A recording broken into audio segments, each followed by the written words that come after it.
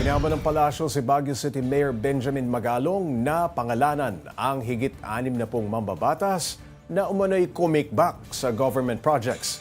May sagot din ang Malacanang kung wala pa silang nasisibak sa gitna kung bakit wala pa silang nasisibak sa gitna ng kontrobersya. Para bigyan ng mukha ang balita, Mobile Journal Julie Baiza. Hindi naman po siguro kinakailangan pang magkaroon ng isang mag-lead sa probe dahil nga may mekanismo na po at sistema na ibinigay ang ating Pangulo.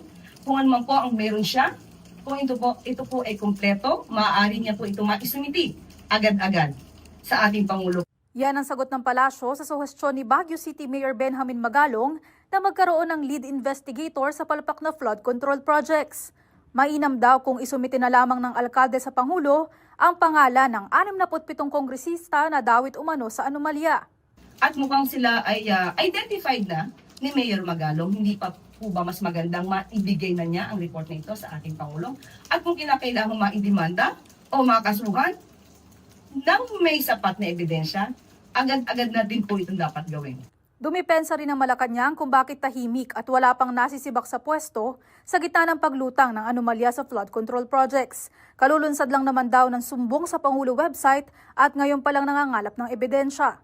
Ulitin po natin, mahirap po yung tinatawag na witch hunt na dahil nasabi lang na palpak ang lahat or halos ng ibang mga proyekto patungkol sa flood control ay magsisibak na po ang Pangulo ng mga tauhan mula sa TPWH. Bagamat walang timeline na ibinigay ang Pangulo, mabilis ang investigasyon daw ang utos nito. Sa kasalukuyan, higit 1,100 report na ang natanggap sa sumbong sa Pangulo website mula nang ilunsad ito noong Lunes. Una nang sinabi ng Pangulo na mismong siya ang babasa sa ulat ng taong bayan. Mobile Journal Julie Baiza po, hatid ang mukha ng balita. Pag-usapan pa natin ang mga isyong sinagot ng palasyo kasama si Mobile Journal Julie Baiza. Julie, kamusta naman daw ang pagsisimula ng sumbong sa Pangulo website?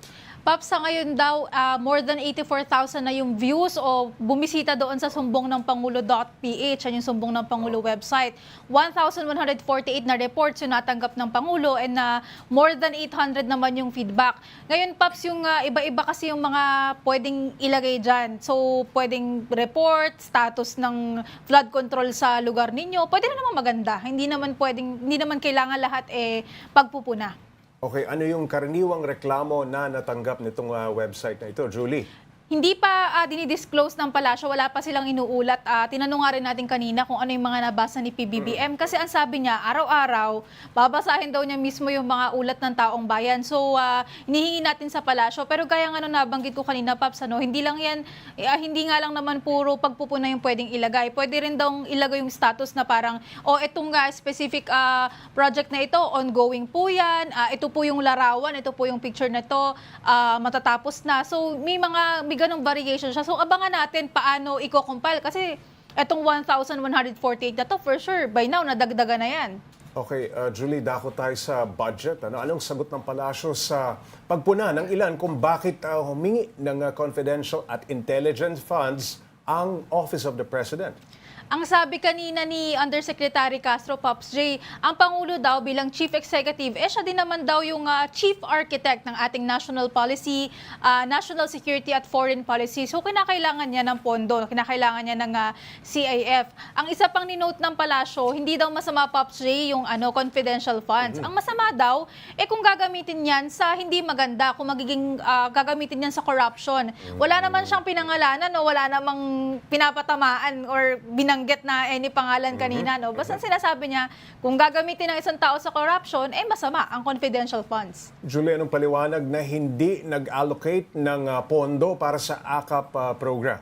Pops, kasi meron pa daw existing fund under the 2025 budget. Ang sabi kanina ng palasyo, meron pang 13 billion na natitira kasi 27 billion yung pondo niya under 2025 ngayong fiscal year 2025. So dahil may natitira pa at marami nga daw kailangan pang paglaanan ng pondo, hindi na nabigyan ng spasyo itong AKAP program. Kailangan ubusin na muna yung existing fund. Okay, Julie, pinirmahan ng Pangulo ang BSKE postponement. May dagdag paliwanag ba ang palasyo? Actually, Pops, sa India, sa kapihan natin sa India last week, sinabi na ng Pangulo na pipirmahan niya yung BSK BSKE postponement. And inulit lang din naman ng palasyo yung paliwanag na gusto nila mag-focus sa BARM elections kasi yan nga daw yung kauna-unahan na magsasagawa tayo ng BARM election. So medyo mabigat na daw kasi yung hawak Pops J ng COMELEC sa ngayon. Kakatapos nga lang naman nung midterm election, and then may BARM election, tapos meron pang BSKE. Ang sabi pa ng Pangulo, kailangan talagang tutukan yung BARM elections kasi daw kapag nagkaroon ng failure of election dyan, kapag nag-fail yan, para din siyang failure ng peace process. So, iyon lang yung dahilan, iyon yung dahilan talaga mainly na sinasabi ng palasyo ngayon para mabigyan din at makahinga rin ng COMELEC. Okay, Julie, may hiling din ang transport groups na 1 peso provisional increase. Anong posisyon ng Malacanang dyan? Sa ngayon, walang direktang posisyon yung palasyo, Pops J, kung pabor o hindi. Ang sinabi ni Yusek Lir, pag-aaralan daw yan, pero tinitiyak naman niya na babalansihin yung interest ng stakeholders. Of course, yung interest ng ating mga jeepney drivers na umaaray din naman sa bigat ng presyo ng produktong petrolyo and yung mga pasahero commuters. din, commuters of course, kasi malaking bagay Pops J ang piso, no? Pagka naipon yan, magkano rin yan. So, yun daw, kaya daw talagang masusing pag-aaralan niya ng pamahalaan. Maraming salamat, Mobile Journal Julie Baiza.